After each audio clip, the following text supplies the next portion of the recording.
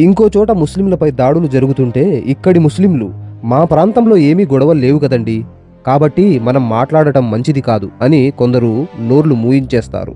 మనం ఇలానే చేస్తే రేపటి రోజున మన ప్రాంతంలో ఏదైనా జరగరానిది జరిగితే మిగతా ముస్లింలు కూడా మనలానే అనుకొని వదిలేస్తారు.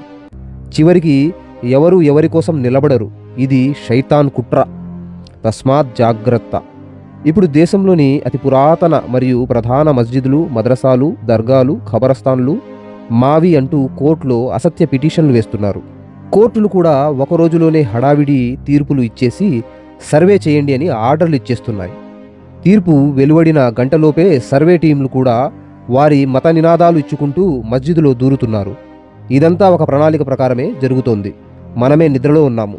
ఇక మనం నిద్ర లేవకపోతే, విభేదాలను వీడి ఐక్యం అవ్వకపోతే, మన గలం వినిపించకపోతే అతి త్వరలోనే మన ఊరిలో ఉన్న మస్జిదుల క్రింద కూడా ఏదో శిథిలాలు ఉన్నాయని వారు వచ్చేస్తారు. ఇదంతా ముస్లింలను టార్గెట్ చేసి దేశంలో అతిపెద్ద అలజడి సృష్టించే ప్రయత్నం చేస్తున్నాయి కొన్ని అసాంఘిక శక్తులు. అధికారం కూడా పూర్తిగా దుర్వినియోగం అవుతుంది చాలా చోట్ల.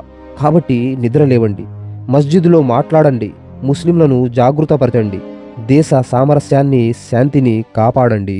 ముస్లిం మీడియా హౌస్ యూట్యూబ్ ఛానల్ను వెంటనే సబ్స్క్రైబ్ చేసుకోండి.